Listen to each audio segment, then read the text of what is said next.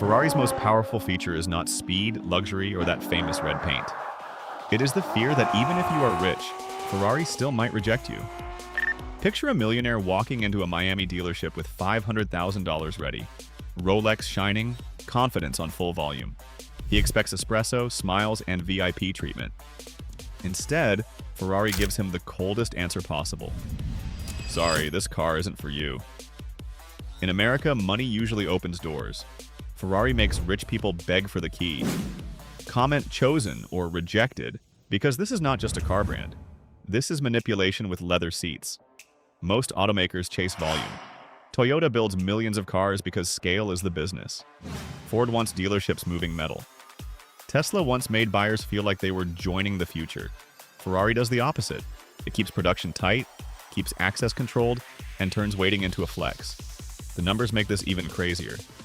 In 2025, Ferrari shipped only 13,640 cars worldwide, yet made over 7 billion euros in revenue. That is not a car company acting hungry. That is a luxury machine eating tiny portions and somehow gaining muscle. Regular automakers look at those margins and whisper, "Bro, what protein powder is Maranello using?" And that is the first pattern interrupt for the viewer. This is not a broke company trying to look exclusive. It is a wildly profitable company choosing discipline. In a world where every brand wants more clicks, more customers, and more noise, Ferrari wins by making silence feel expensive. The fewer cars you see, the more the badge whispers. The more it whispers, the more rich people lean in. Funny how a quiet horse can make a louder flex than an entire lifted pickup convoy on Saturday night. Here's the trick. Ferrari does not sell transportation. Nobody buys a Ferrari because Costco is closing in 10 minutes. Ferrari sells permission, separation, and the story that you were chosen. That word matters. Chosen. A normal dealership asks, "Can we get you approved today?" Ferrari asks, without saying it directly, "Are you worthy of us?" That question breaks the buyer's brain. Rich people are used to being chased. Ferrari makes them chase. And when a wealthy person finally gets access, the car feels less like a purchase and more like a trophy from a private war. If a minivan gets rejected by a buyer, it loses a sale. If Ferrari rejects a buyer, the buyer starts wanting it harder. That is not normal business. That is psychological judo. Scarcity works because people confuse difficulty with value. We see a long line outside a club and assume something amazing is happening inside. Sometimes it is just sticky floors and a DJ attacking the same bass drop. But the line creates belief. Ferrari built a global empire on that line, except the line is full of millionaires pretending they are patient. The company could probably sell more cars, but selling more is not always the point. More cars would mean more visibility, more ordinary ownership, and more risk of the badge feeling common. Ferrari protects the dream by limiting the supply.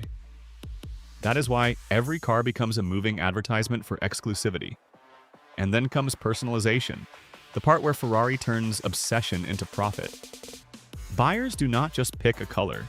They choose stitching, carbon fiber, special trims, racing-inspired details, and tiny custom touches that cost more than some used Hondas. Painful? Yes. Effective? Also yes, because once the buyer helps shape the car, it stops being a machine. It becomes identity. That is why Ferrari owners do not just say, "I bought one." They say, "Mine was configured like this." Listen closely and you can hear the luxury translation. Please notice I am different. But the real magic is that Ferrari separates rich people from other rich people. In Los Angeles, Dallas, Atlanta, or New York, wealth can be staged. Rent the mansion, lease the SUV, hold a coffee like you are late to a board meeting, and Instagram will do the rest. A rare Ferrari is harder to fake. It suggests relationships, patience, and approval from a brand that does not need your attention. That is why the dealership no is so powerful. It gives the eventual yes emotional weight. Now ask yourself, what happens when a brand can make a millionaire feel like a teenager waiting for limited Jordans? You get obsession. You get grown men tracking allocations like fantasy football. You get buyers protecting relationships with dealers. You get people buying one Ferrari to earn the chance to buy a rarer Ferrari later. That is not ownership, that is a ladder. And Ferrari controls every rung. The brand also has mythology most competitors cannot copy. A startup can build a fast EV. A Corvette can embarrass exotic cars for less money. A Tesla Plaid can launch so violently your face files a complaint with HR. But Ferrari has racing history, Italian drama, Formula One emotion, Le Mans credibility, and decades of bedroom wall poster power. It is not just fast, it feels legendary before it even starts. That legend matters in 2026 because speed is no longer rare. Electric cars change the game. Big horsepower is everywhere. Even normal family SUVs now accelerate like they are fleeing taxes. So Ferrari cannot win by numbers alone. It has to win by meaning. And meaning is where Ferrari still dominates. In early 2026, Ferrari reported strong revenue, huge margins, and an order book stretching toward the end of 2027. Think about that. While many buyers in America are stressed by high car payments, interest rates, and insurance quotes that feel personally disrespectful, Ferrari customers are waiting years for the privilege of spending more money. Imagine telling your friend, "Bad news, my $400,000 car is delayed until 2027," and they respond, "Congratulations." That is Ferrari. The wait becomes part of the product. It tells the owner, "You are in the pipeline." It tells other people, "This cannot be bought instantly." And in luxury, instant access can actually make something feel weaker. Ferrari also understands image control. The internet loves stories about celebrities being banned, rejected, or punished for treating Ferraris the wrong way. Some details are debated, but the message is clear. Ferrari wants the car respected. Wrap it like a meme, flip it too fast, or make the brand look cheap and you risk being pushed away from the club. Because in Ferrari's world, ownership is not just about having the money. It is about behaving like you understand the rules. Is that controlling? Absolutely. But luxury needs control. If everyone can buy it, modify it badly, dump it online, and turn it into a joke, the spell gets weaker. Ferrari is not only protecting cars, it is protecting meaning. The moment the badge feels ordinary, the obsession starts to die. That is the dark genius. The customer pays for the product, then also behaves carefully to protect the product's reputation. Ferrari sells the dream and owners help guard it like unpaid security with carbon fiber keychains. For American viewers, think about sneaker drops, private clubs, luxury watches, and impossible restaurant reservations. The product matters, but the gate matters more. The gate says, "Not everyone gets this." Ferrari built one of the strongest gates in the world, then parked a V12 behind it. But here is the risk. The future is changing. Ferrari has to move into hybrids, electric technology, and younger buyer expectations without becoming just another expensive gadget.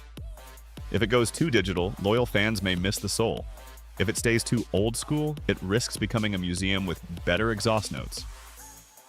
That balance is the next test, because Ferrari's real product is not horsepower. It is hunger. It makes buyers wait, wonder, qualify, personalize, protect, and brag without saying too much. It turns a car key into social proof. It turns rejection into desire. It turns ownership into membership. So the next time you see a Ferrari key on a table, remember this. That tiny badge is not just saying, "I'm rich." It is saying, "I was allowed in." And that is where Ferrari becomes genius. And a little scary. Because luxury brands are no longer just selling cars, watches, or logos. They are selling permission. They are selling status. They are selling the feeling that you are one of the few who made it past the gate. If this video changed how you see Ferrari, hit like and subscribe. Because once you understand how brands control desire, you will never look at luxury the same way again.